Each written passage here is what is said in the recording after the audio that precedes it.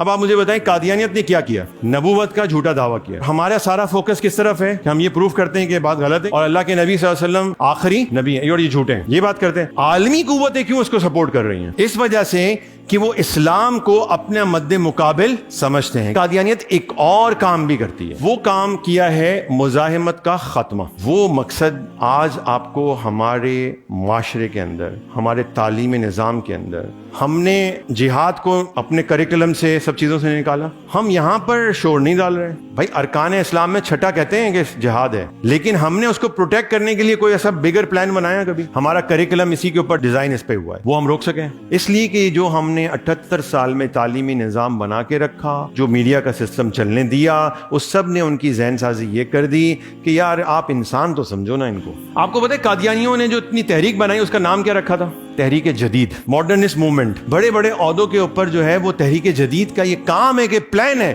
کہ ان کو وہاں پر بٹھایا جائے اور وہ خاموشی سے یہ کام کریں، اور وہ کرتے ہیں. الحمدللہ ہمارے بچے کو پتا ہے قادیانی کافر ہے. اس کو تو آپ نے سب کو بتا دیا، کانسٹیٹیوشن کا یہ پارٹ بنا دیا. لیکن اگلا جو کام جو قادیانی کرنا چاہ رہا تھا، اس کا مقصد جو تھا وہ پورا ہوا کہ نہیں ہو گیا؟ اگرچہ ہم نے اس کو کافر تک لکھوا دیا، اس کے باوجود وہ مقصد پورا ہوا.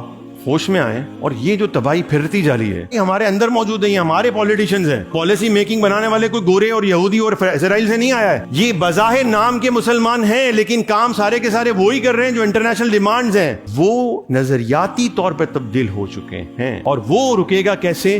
جب ذہن سازی ہونا شروع ہوگی، اسلام کی بنیادی تعلیمات دینا شروع ہوں گے. وہ ہماری کریکولم کا پارٹ ہوگا، ہماری تعلیمی نظام کا پارٹ ہوگا، ہمارے میڈیا کا پارٹ ہوگا. اور ایک لانگ ٹرم پلاننگ کی ضرورت ہے، کوئی معمولی کام نہیں ہے. 1500 سالہ عید میلاد النبی اتنی بڑی سیلیبریشن تھی. کوئی ایک میسج مجھے بتا دیں کہ جو آپ نے اس پہ دیا ہو پوری قوم کو. ہم نے کوئی نظام کی بات کی مجموعی حیثیت میں؟ پورا فلسطین تباہ و برباد ہو گیا، کہیں پر بھی نظام کی بات نہیں ہو سکی. اس سب کے باوجود بھی ہم جو ہے نا وہ شخصیت پرستی میں ایسے ڈوبے ہوئے ہیں اور ایسے جڑے ہوئے ہیں کہ بس ہمیں کچھ اور نظر نہیں آتا ہے.